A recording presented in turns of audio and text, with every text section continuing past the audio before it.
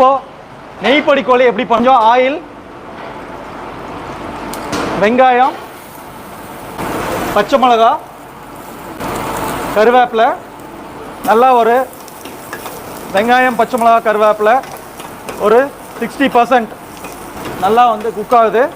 இதுக்கப்புறம் நெய் பொடி கோழி மசாலாவில் வெங்காயம், தக்காளி, மிளகாத்தூள், மல்லித்தூள், ஜீரா பவுடர், அதுக்கப்புறம் வந்து கொஞ்சம் சால்ட் போட்டு நல்லா ஒரு கிரேவியாக பண்ணி வச்சுருக்கோம். ஓகேயா, இதை வந்து கொஞ்சம் ஆட் பண்ணுறோம். இப்போது ஒரு பேஸ் ரெடி ஆனதுக்கப்புறம் போன்லெஸ் சிக்கனை, இஞ்சி பூண்டு பேஸ்ட்டு, கொஞ்சம் எக்கு, கடலை மாவு, அரிசி மாவு, கார்ன்ஃப்ளவர், மிளகாத்தூள், மல்லித்தூள், ஜீரா பவுடர், கொஞ்சம் லைமு, கொஞ்சம் சால்ட் எல்லாம் போட்டு தனித்தனியாக ஃப்ரை பண்ணிக்கணும். ஃப்ரை பண்ணி வச்சுருக்கிற சிக்கனை வந்து இதில் போட்டு நல்லா இந்த கிரேவியும் மசாலாவும் கூட நல்லா இட்லி பொடி,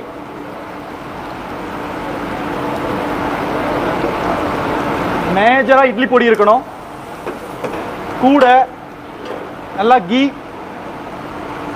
சூப்பராக நெய் பொடி கோழி ரெடி ஆகிருக்கு. அவ்வளோதான்.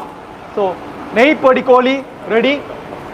இது எங்களோட கிச்சனில் one of the favourite dish for எங்களோட மக்களுக்கு. வீட்டில் ட்ரை பண்ணி பாருங்கள், அட்டகாசமாக இருக்கும்.